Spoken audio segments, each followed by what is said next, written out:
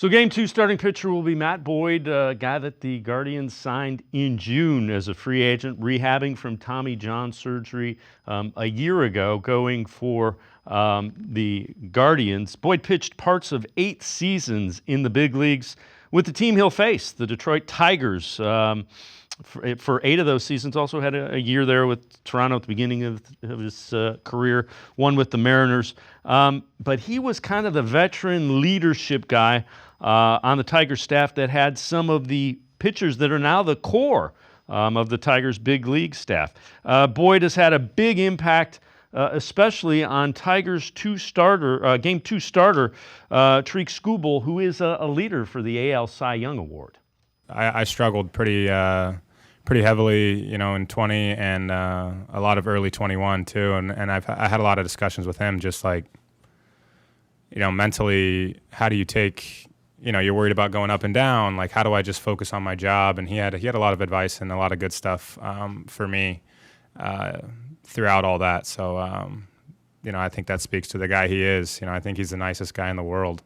I told him, I'm like, dude, you should act a little more mad sometimes, but he's so nice all the time. But he means a lot to me. He means a lot to me. It'll be fun.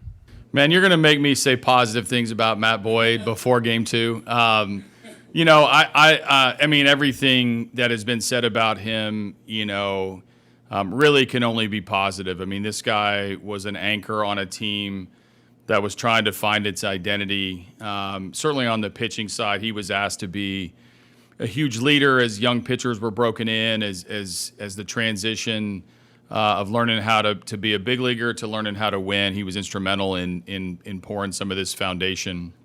And to a man, everybody loves Matt Boyd. He was the opening day starter. I got the chance to have a meeting with him and name him that. I also had him take a leadership role on these first teams that I had that have the names now we know, Tarik and Casey and others that as a veteran stability piece to a team that desperately needed it. So, baseball is incredible. It leads, like I've said this last series, it leads you to sometimes familiar places, and this one's leading us to a familiar face in a really big game against somebody who, we all respect and admire. We'll turn that off for a couple hours, as we get to the competition, but I'm proud to know Matt Boyd and proud to have crossed paths with him in our careers.